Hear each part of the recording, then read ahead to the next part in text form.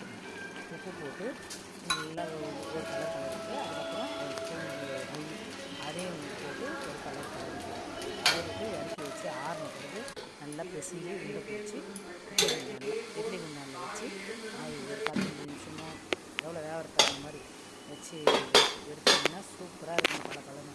அவ்வளோதான்ப்பா இன்றைக்கி evening snacks உப்புண்ட recipe தான். பாய். உங்களுக்கு பிடிச்சதை லைக் பண்ணுங்கள், ஷேர் பண்ணுங்கள். பாய்ப்பா. பாய்.